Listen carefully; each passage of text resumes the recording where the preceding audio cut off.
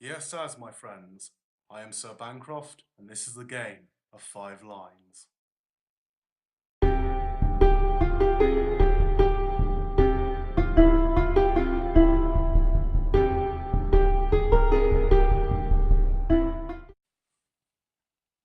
Now, first off, what is the game of 5 lines?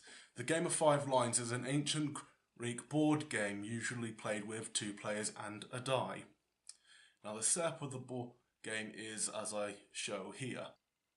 Now, the game of 5 lines is set up as so. We have 5 lines going across, usually with a centre line that is called the sacred line, or I've seen some scriptures call it the holy line.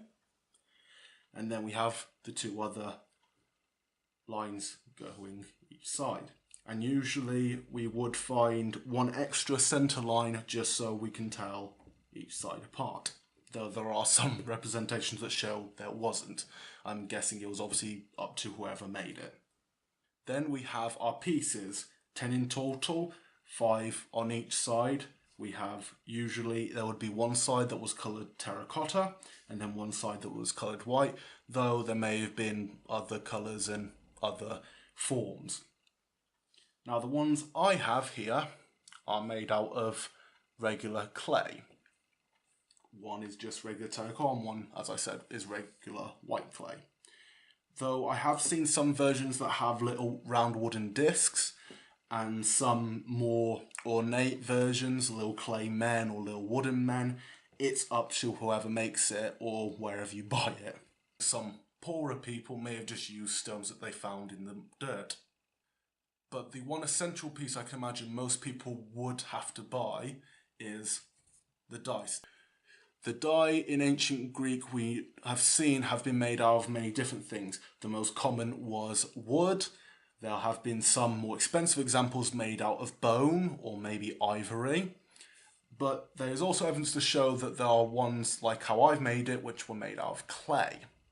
Now, I will admit my die is actually pretty big. Most Greek dice were about the same size as most modern day die. But there is some evidence to show that maybe some of the dice were this big. Maybe if you just had a singular die for this kind of game where you only need one. Still rolls pretty fine, and it's not inauthentic, it's just kind of an interesting example. Now, usually the actual game would be on a board. As you can see here, mine is not on a board, it is on a piece of card, which I've tea-dyed just to give it some texture, and then I've drawn on the lines as so. And I imagine that also quite a few Greeks who couldn't afford an actual board, or well, didn't have the expertise to make it, might have just drawn it in the mud. Now, when it comes to the history of this board game, we don't actually know that much. We know the basics of how it's played, but we can't really pin down when it came about or when it grew in popularity. The earliest written bit of evidence we have dates back to 600 BCE in a verse written by Alkios. And all the surviving examples we have are from grave finds, usually dating around the 17th century BCE once again. So this board game seems to have been lost in time, and we only have very few things mounting up to how it's played, its construction, and well, just how popular it was. As far as I can say, it would have been a popular game, possibly, but we just can't seem to really date back where it came from, who invented it. As far as I'm concerned, it was just an entertaining game to play. So, rule 1 is the objective. What is our objective? Our objective is to try and get all our men from this side of the holy line to this side of the holy line, all in a row at the same time. But it is also the other player's objective. Yes, this is a 2-player game. When moving, you must move counterclockwise around the board. So as you roll the die on your turn, 2. So now I can move whichever piece I pick, but I'm going to pick this one because it's my favourite secretly, and move him 2 spaces around the board. Now, the game would go back and forth moving along. This is where we get to our next rule. If, say, I was to roll another 2, lucky roll, and I wanted to move this guy again, because he's the closest to the line, so I really want him there. The problem is 1, 2. This space is taken up. And due to that, I cannot put my piece there. But it's not just limited to the opposite pieces. Even if more of my pieces was there, I can still not land. Any occupied space cannot be taken up by another piece, which is where then we get into the next part. You must take any valid move. Any valid move means that as long as you can make that move, you must take it. I cannot simply just come here and go, oh, I can't make that move, so I give up my turn. I have got to take a move. So that will most likely be a case of me having to see, all right, can I move any of these people? So 1, 2, no, 1, 2, no, none of my pieces can go because, as I said, I rolled a 2. So I can't move him there, and I can't move them there. I'm trapped.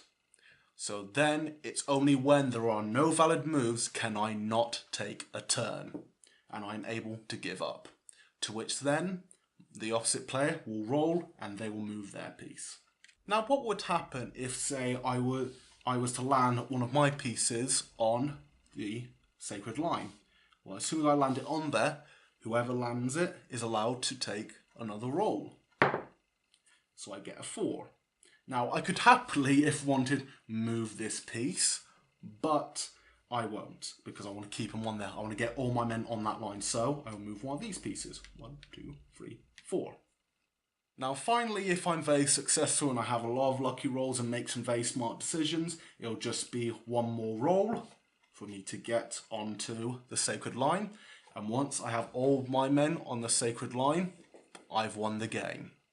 So yes, ladies and gentlemen, it is simple as that. The game of 5 lines can be learnt in a day. Thank you everyone so much for watching. This has been Sir Bancroft bringing you the game of 5 lines. A very interesting and unique game in my opinion, though I will admit there is a few modern equivalents. But I thank you everyone so much for coming and watching this video. This is Sir Bancroft and I hope you're all safe, loved, most of all, happy always. Goodbye everyone, stay safe.